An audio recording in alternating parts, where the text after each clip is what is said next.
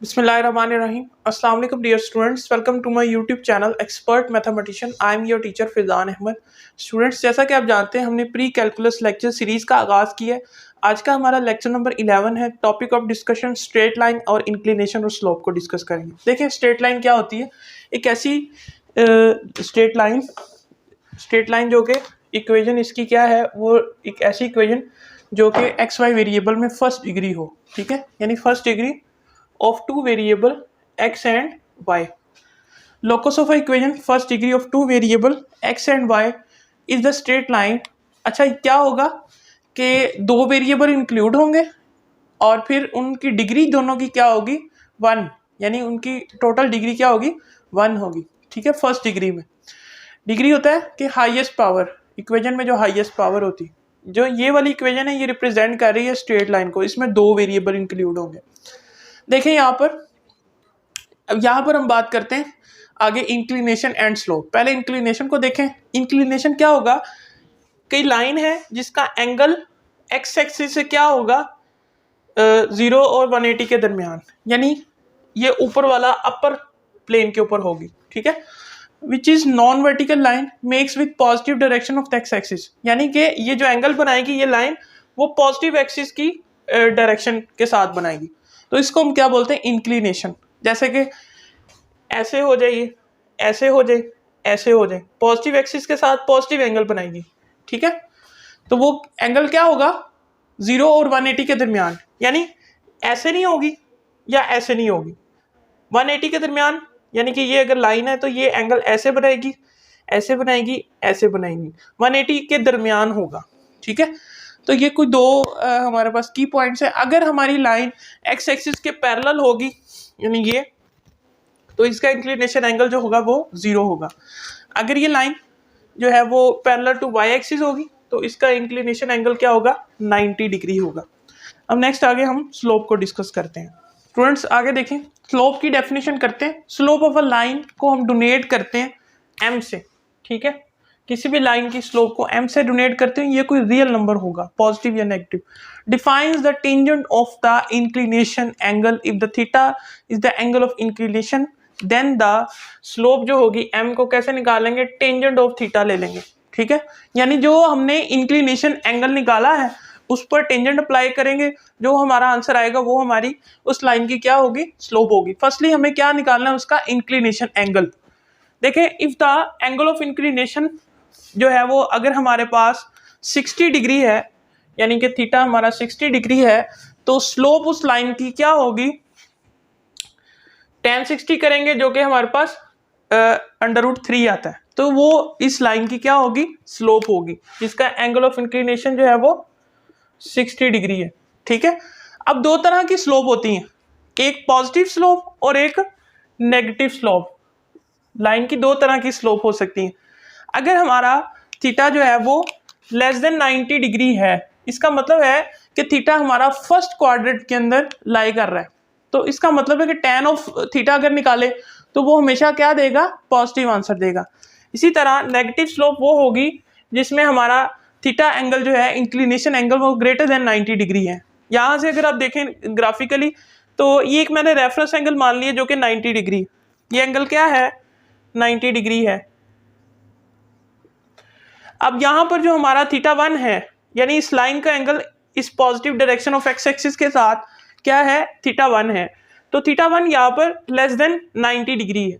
तो अगर हम tan ऑफ थीटा 1 निकालें तो हर एक पर हमारा आंसर क्या आएगा, पॉजिटिव आएगा. तो इस टाइप की स्लोप को हम क्या बोलते हैं, पॉजिटिव स्लोप बोलते हैं. ठीक है, इसी तरह नेगेटिव स्लोप में हम आगे देखें तो हमने एक रेफरेंस एंगल माना जो कि 90 डिग्री है. ठीक है, ये 90 डिग्री है, क्लियर. अब यहाँ से जो ये लाइन का एंगल है वो 90 से क्या एक्सीड कर गया, इंक्लिनेशन एंगल. तो अगर आप उस पर निकालते हैं कोई भी वैल्यू जो कि 90 से बड़ी हो, वो ऑलवेज क्या आती है, लेस देन आती है. थर्ड क्वाड्रेंट में जाए, यानी कि अगर ये लाइन इस तरफ को हो जाए तो वो तो वही हो जाएगा ना कि आप एक्स एक्सिस की डायरेक्शन यहाँ से ले रहे हैं. ठीक है, तो वो आपके पास वही आ जाएगा.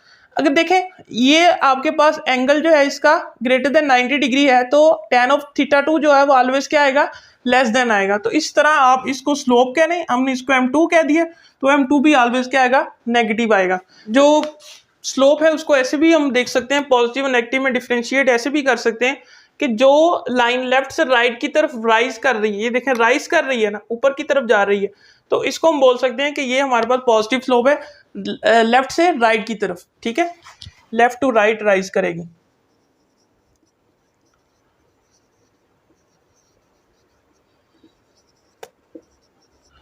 ठीक है, इसी तरह ये जो नेगेटिव स्लोप को अगर हम कैसे देखें कि लेफ्ट से राइज की तरफ क्या कर रही है, ये डिक्रीज हो रही है।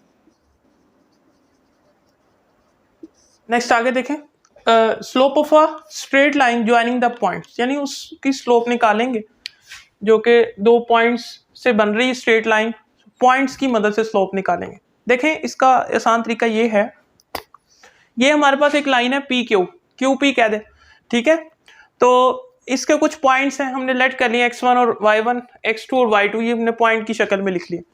अगर देखें इस लाइन को मैं थोड़ा एक्सटेंड करूं तो पॉजिटिव एक्सिस की डायरेक्शन के साथ एंगल हम फर्ज कर लेते हैं जो थीटा बना रहा है। अगर ये एंगल थीटा है due to the angle line property, ये एंगल भी जो कि इस रेफरेंस पॉइंट के साथ बन रहा है, ये भी क्या होगा, आपका एंगल थीटा ही होगा। ठीक है, तो अगर ये एंगल थीटा है, ये हमारा एंगल ऑफ इंक्लिनेशन भी हो सकता है, क्योंकि इस लाइन को हम बढ़ा भी सकते हैं। अगर हम इस लाइन को थोड़ा बढ़ा देते हैं, ये एक्स एक्सिस की डायरेक्शन के साथ एंगल ऑफ इंक्लिनेशन क्या बन रहा है, थीटा, तो ये एंगल भी क्या होगा, थीटा ही होगा, जो कि वो भी एंगल ऑफ इंक्लिनेशन ही है। अब इस लाइन की स्लोप को हम क्या कह रहे हैं, एम कह रहे हैं। हमने पॉइंट्स भी मार्क कर दिए। अब हम पॉइंट्स को देखते हैं, उसका स्ट्रक्चर देखते हैं। ये ओरिजिन है, ओरिजिन से आप इस पॉइंट को जब ड्रॉ करते हैं तो क्या होगा, एक्स एक्सिस से जो इसका डिस्टेंस है इतना इस पॉइंट का, यानी यहां से लेकर यहां तक, वो कितना है, x1 है, और y एक्सिस से यानी y1 तक अगर आप जाएं तो ये पॉइंट फिर बनता है x1 और y1।